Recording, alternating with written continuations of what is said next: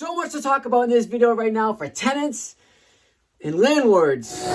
Ooh, I'm not going to be able to put everything in here, but I'm just going to give you lots of good information and 2 solid tips for tenants and landlords. Right now, we're going to start with the tenants.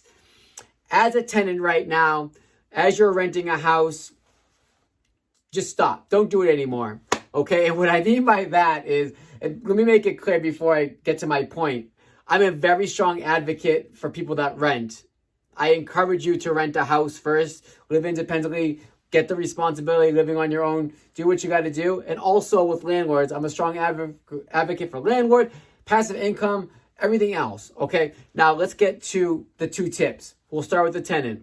When you're renting a home, as you know, most of the time you need a credit score that's just as good as if you were to buy a house.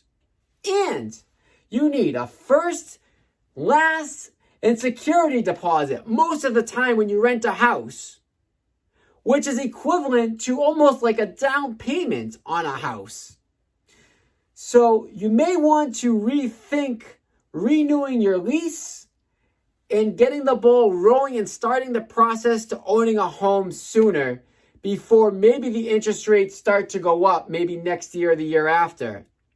And by going up, I mean, last year they were higher than they are now.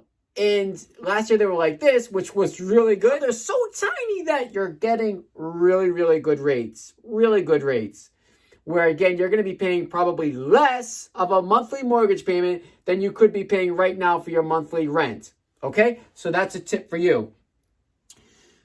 Tip for the landlord, you're probably saying, no, what do you say? Were you crazy? I can't. No, I want my tenants. Okay, cool. Listen, we're at the height of the market in terms of value. Landlords, pay attention.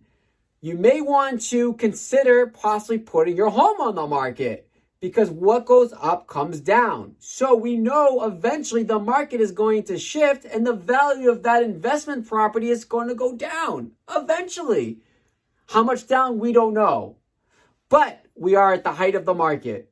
So anybody that wants to rent your property is saying to themselves, why am I going to pay you for rent when I can get a lower mortgage payment at a low interest rate? They'd be a fool not to do that. So what my tip for you is, actually 2 tips.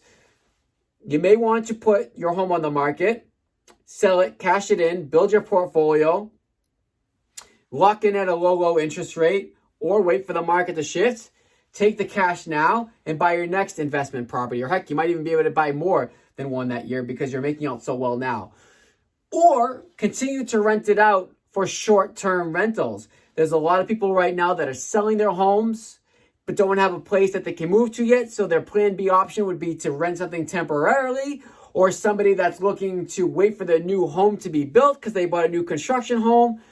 So cater to maybe 3 to 6 months short-term rentals for right now, but not 1 or 2 years because, you know, people might decide to buy a house instead and again get lower mortgage payments. Okay. Another thing, landlords right now, Airbnb, which has been out for years, is becoming more and more popular. People are probably saying, well, you know, I could do Airbnb. So just think about that as a landlord. I get it. Passive income is great, but times are changing right this moment where you might be able to find something more of a short term. And tenants, if you're renting right now or about to, talk to a professional real estate agent, talk to a loan mortgage officer, and we'll be able to see what we could do to help you. And if the numbers make sense where you're actually gaining equity on a new home, your mortgage payment is a little bit less, start the process and own your next home. It's a great feeling. All right. Thank you so much for watching, and I'll see you at the next